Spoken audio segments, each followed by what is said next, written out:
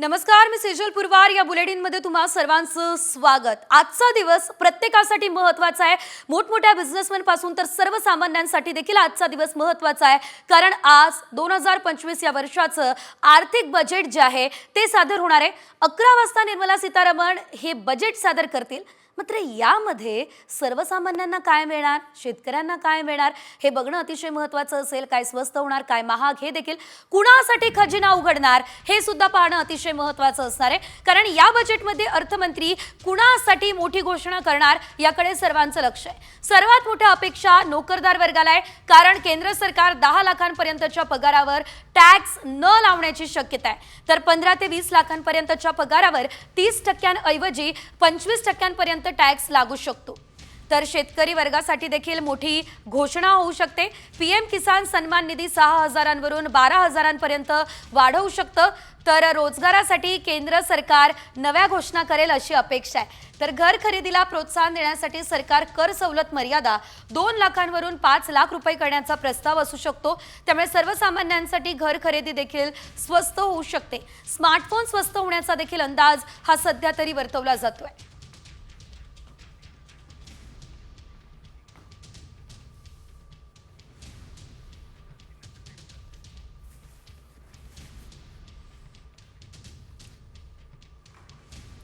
तर बजेट तर सादर होणार, मात्र या आजच्या बजेटकडून सर्वसामान्यांच्या अपेक्षा काय आहे बघूया ग्राफिक्सच्या माध्यमातून.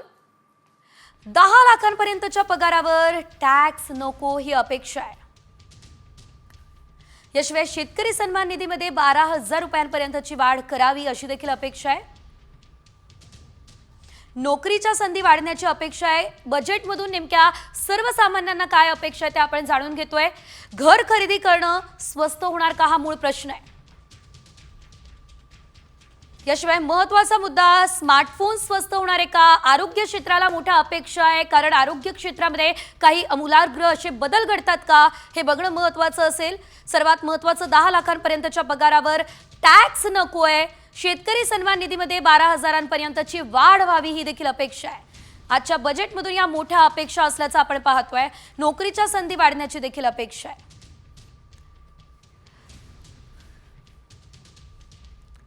तर आजच्या बजेटमधून सर्वसामान्यांच्या नेमक्या काय अपेक्षा आहेत ते तर आपण पाहिलं. मात्र यासोबतच इतर काही मोठ्या आणि महत्त्वाच्या अपडेट्स आहेत त्या जाणून घेऊयात वेगवान स्वरूपात 36 रिपोर्टर्समध्ये. विद्यार्थ्यांना मारहाण प्रकरणातील शिक्षक प्रभाकर वाळके आणि शिक्षक धनपाल राऊत यांना आता निलंबित करण्यात आलेलं आहे.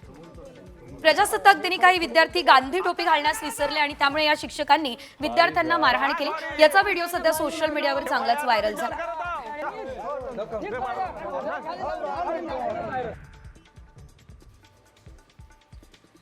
धाराशिव या ठिकाणी 2 दिवसांपासून अतिक्रमण हटाव ही मोहीम हाती घेण्यात आलेली आहे. तर दुसऱ्या दिवशी छत्रपती शिवाजी महाराज चौक ते तेरणा ITI कॉलेज पर्यंतचे 170 अतिक्रमण काढण्यात आले. त्यामुळे बसस्थानक परिसर छत्रपती शिवाजी महाराज चौकानं मोकळा श्वास घेतलाय.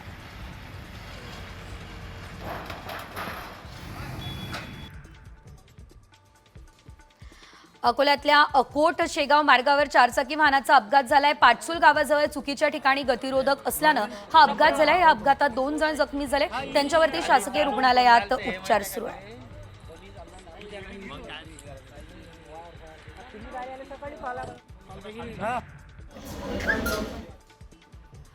संपूर्ण राज्यासह यवतमाळ जिल्ह्यात खराब मीटरच्या जागी स्मार्ट मीटर बसवण्याचं काम सुरू आहे. त्यामुळे मीटर रीडिंग घेणाऱ्या आणि वीज बिल वाटणाऱ्या कामगारांवर बेरोजगारीची वेळ येणार आहे. परिणामी वीज मीटर रीडर कामगार संघटनेच्या वतीने आजपासून काम बंद आंदोलन करण्यात येणार आहे.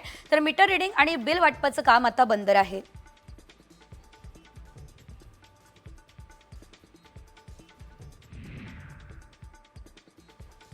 जालना नांदेड समृद्धी महामार्गात गेलेल्या जमिनीला योग्य मोबदला मिळावा यासाठी गेल्या 3 दिवसांपासून शेतकऱ्यांचं धरणे आंदोलन सुरू आहे. देवमूर्ती गावात शेतकरी जनावरांसह आंदोलन करत आहे. दरम्यान प्रशासनाने आमच्या मागण्यांची दखल न घेतल्यास येत्या 5 फेब्रुवारीला सर्व शेतकरी सामूहिकरित्या आत्मदहन करणार असा देखील इशारा यावेळेस देण्यात आलेला आहे. शेतकऱ्यांच्या कर्जमाफीसाठी आता स्वाभिमानी शेतकरी संघटनेने जालना जिल्हाधिकारी कार्यालयासमोर धरणे आंदोलन केलेले आहे. पीक विम्याची अग्रिम रक्कम आणि अतिवृष्टीचं अनुदान मंजूर होऊनही ते शेतकऱ्यांना अजून दिलेलं नाहीये. या मागण्यांसाठी स्वाभिमानी शेतकरी संघटनेकडून धरणे आंदोलन करण्यात आलेलं आहे. स्वाभिमानी शेतकरी संघटनेचा नंदुरबार जिल्ह्यामध्ये सूर्यफुलाला योग्य भाव मिळत नाहीये, त्यामुळे पेरणी क्षेत्रामध्ये मोठी घट झाली आहे। गेल्या खरीप हंगामामध्ये 9.10 हेक्टर क्षेत्रावरच सूर्यफुलची पेरणी करण्यात आली। सूर्यफुलाला मिळणाऱ्या अल्पशा दरामुळे शेतकऱ्यांकडून सूर्यफुलाचं उत्पन्न घेतलं जात नसल्याचं दिसतंय।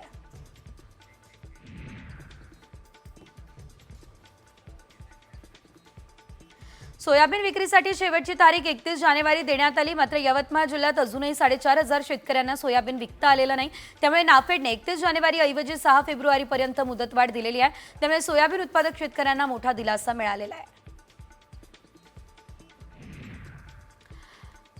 खासगीमध्ये कापसाला हमीदरापेक्षा कमी भाव मिळतोय आणि असं असल्यानं नाईलाजास्तव कापूस उत्पादक शेतकऱ्यांनी आपला मोर्चा सीसीआयच्या केंद्राकडे वळवला। त्यामुळे कापूस विक्रीसाठी सीसीआयच्या खरेदी केंद्रावर प्रचंड गर्दी झाली आहे। रात्री उशिरापर्यंत कापूस खरेदी सुरू असल्याचं देखील पाहायला मिळतंय।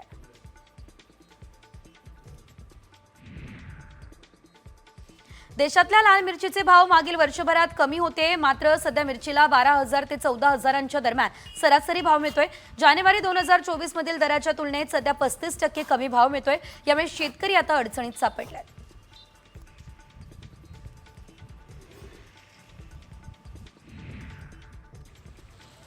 हळदीच्या दरानं गेल्या आठवड्यामध्ये उच्चांकी घेतली आहे, तर सध्या नांदेड या ठिकाणी मार्केट यार्डात तेलंगणा आंध्र प्रदेशमधील हळद विक्रीसाठी दाखल होतीये आणि असं असल्यानं एका आठवड्यामध्ये पिवळ्या सोन्याचे भाव हजारांनी पडलेत। जिल्ह्यातील शेतकरी यामुळे चिंतेत देखील सापडलेत।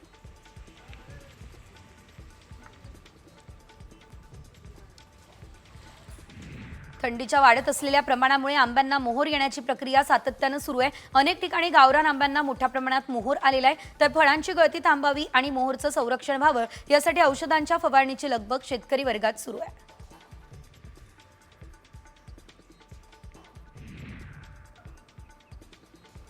सांगलीतल्या मिरज या तालुक्यातली कवठे पिरांमध्ये 3 गव्यांचा वावर कॅमेऱ्यात कैद झाला। या गव्यांनी गावातील शेतात धुमाकूळ घातलाय। आता वन विभागाच्या पथकाकडून 3ही गव्यांचा शोध सुरू आहे।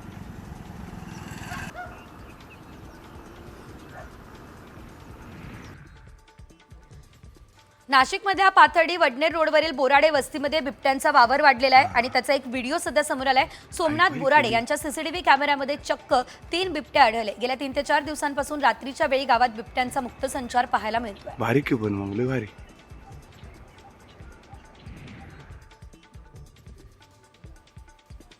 विदर्भात गेल्या महिनाभरात एकूण 11 वाघांचा विविध कारणांनी मृत्यू झालाय। एका महिन्यामध्ये एवढे मृत्यू होणं ही बाब वाघांच्या दृष्टीने चिंताजनक मानली जाते।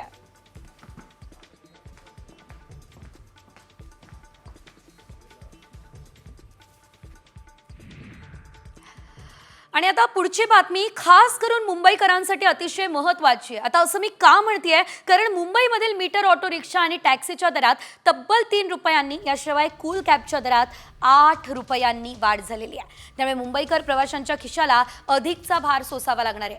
नव्या दरानुसार भाडेवाढ करण्यासाठी मीटरमध्ये फेरबदल करण्याची मुदत एप्रिल महिन्याच्या शेवटपर्यंत आहे। तोपर्यंत सुधारित भाडे आकारणीचा चार्ट देण्यात आलेला आहे। प्रस्तावित दरानुसार रिक्षाचं भाडं 11% आणि टॅक्सीचं भाडं 10% वाढलंय।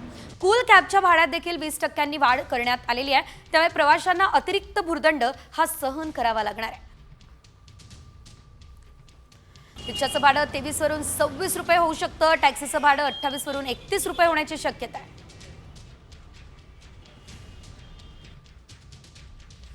मुंबईकरांचा प्रवास महागतोय का? कारण आत्ताचं भाडं जे टॅक्सीचं 28 रुपये ते आता 1 फेब्रुवारीपासून 31 रुपये होणार आहे। अर्थातच उद्यापासून रिक्षाचं जे आत्ताचं भाडं 23 रुपये आहे ते 1 फेब्रुवारीपासून 26 रुपये होणार आहे।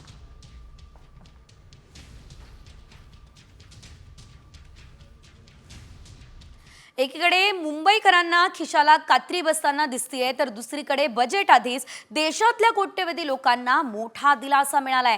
कारण गॅस सिलेंडरच्या दरात कपात करण्यात आलेली आहे। देशाची राजधानी दिल्लीमध्ये व्यावसायिक गॅस सिलेंडरची किंमत तब्बल 7 रुपयांनी कमी झाली आहे, तर मुंबई आणि चेन्नईमध्ये व्यावसायिक गॅस सिलेंडरच्या किमतीत 6 रुपये 50 पैशांची कपात झाली आहे। सलग दुसऱ्या महिन्यामध्ये गॅस सिलेंडरच्या किमती कमी करण्यात आलेल्या आहेत, तर गेल्या 2 महिन्यांमध्ये व्यावसायिक सिलेंडर 20 रुपयांनी स्वस्त झालेला आहे। आपण पाहतोय घरगुती गॅस सिलेंडरच्या किमतीत मात्र कोणताच बदल झालेला नाहीये, मात्र व्यावसायिक गॅस सिलेंडरच्या किमतीमध्ये हा मोठा बदल होताना आपल्याला दिसतोय। एकीकडे अगदी काही वेळातच बजेट सादर होणार, त्याआधीच हा मोठा दिलासा।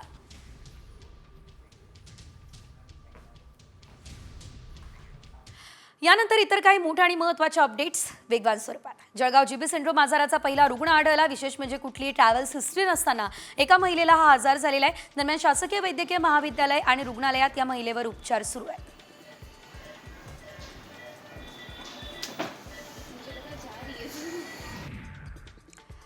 आपण पाहतोय पुण्यात गुरुवारी जीबीएस सिंड्रोमचे 3 नवीन रुग्ण आढळले आणि त्यामुळे बाधित रुग्णसंख्या आता 130 वर गेली आहे. त्यातील 20 रुग्ण व्हेंटिलेटरवर आहे. जीबीएसमुळे आतापर्यंत 3घांचा मृत्यू झाल्याचं आरोग्य विभागानं सांगितलंय.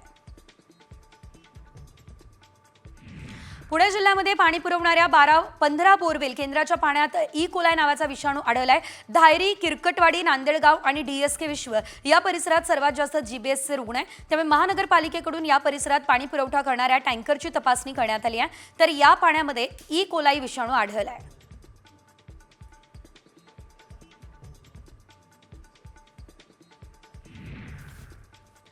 भारतीय हवामान विभागाने महाराष्ट्रासह भारतभरात फेब्रुवारी महिन्यातील कमाल आणि किमान तापमान सरासरीपेक्षा जास्त राहण्याचा अंदाज व्यक्त केला. उत्तर भारतातील थंडीच्या दिवसांची संख्या सरासरीपेक्षा कमी राहण्याचा, याशिवाय पर्जन्यवृष्टी आणि बर्फवृष्टी सरासरीपेक्षा कमी होण्याचा अंदाज आहे. उत्तर महाराष्ट्रात 3 ते 5 फेब्रुवारी दरम्यान गारपीट आणि हलक्या पावसाचा अंदाज आहे. सध्या बंगालच्या उपसागरातून ताशी 30 ते 35 किलोमीटर वेगानं आर्द्रतायुक्त वारे महाराष्ट्राच्या दिशेने वाहत आहे. त्यामुळे राज्याच्या बहुतेक भागांमध्ये पुढील आठवडाभर ढगाळ वातावरण राहण्याचा अंदाज आहे.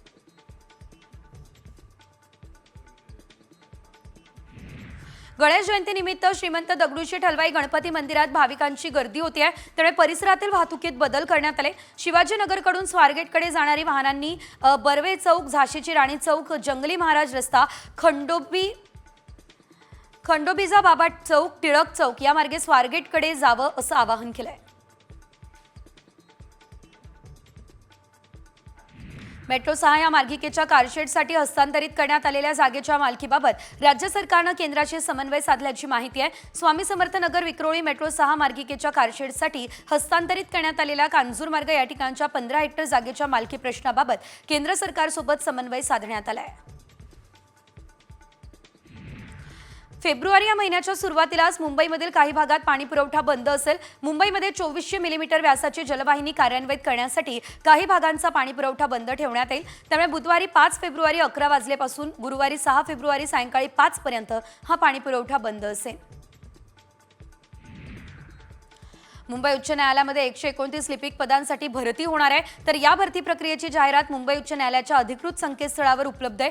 5 फेब्रुवारी ही अर्ज करण्याची शेवटची तारीख आहे. पात्र उमेदवारांना संध्याकाळी 5 फेब्रुवारी रोजी 5 वाजेपर्यंत अर्ज करण्याचं आवाहन केलं जात आहे.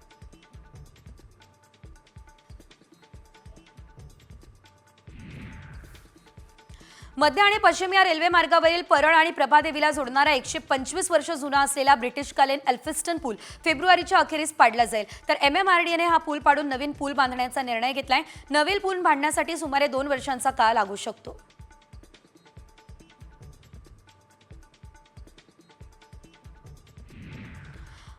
पृथ्वीवरती प्रलय येण्याची भीती आहे, कारण बेचू नावाचा एक लघुग्रह वेगानं पृथ्वीच्या दिशेने सरकतोय. तो पृथ्वीवर आदळल्यास विध्वंस होणार आहे. समुद्रात पडल्यास त्सुनामीच्या लाटेमुळे अनेक बेटं नष्ट होऊ शकतात. त्यामुळे बेन्नू लघुग्रहावरती नासानं देखील चिंता व्यक्त केली आहे.